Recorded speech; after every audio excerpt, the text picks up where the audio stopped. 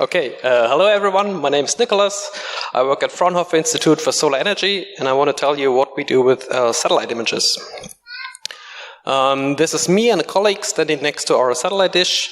With this dish, we receive satellite images from a geostationary satellite. This is what a satellite image looks like. We receive, I hope you can see it. We receive one of those every 15 minutes, all the time, in real time. And with this image, we compute something called an albedo. It's hard to see, but it's basically what Earth would look like if there were no clouds. With this thing, we can then compute something called a cloud index that basically tells you how much clouds are there in a given location. If it's bright, there's a cloud. If it's dark, there's no cloud. Next, we use something called a clear sky model. A clear sky model tells you for a given location and time what the solar irradiance at that location and time would be if there were no clouds.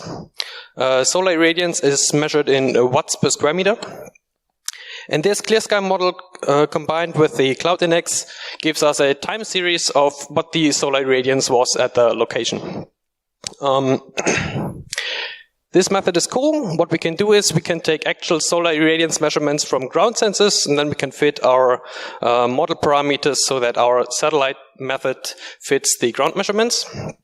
But this method only tells me what the irradiance is now or what it was in the past.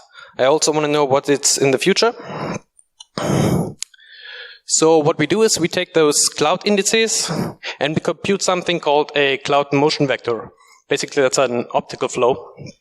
It tells me how the clouds moved in the past, and if I assume that the cloud movement will stay the same, I can actually use that to predict how the cloud indices will look like in the future. And with those cloud index forecasts, I can then create a solar irradiance forecast. Yeah.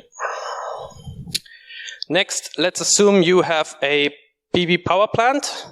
If I know enough about your PV power plant, I can put in irradiance data and create a simulated PV power. Like basically I simulate your power plant.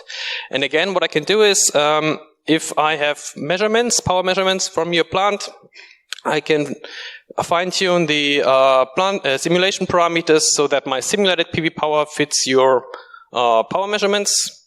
And once I have the optimized simulation, I can put in my irradiance forecast and create a PV power forecast. And with that, I conclude what we do with satellite images. Thanks.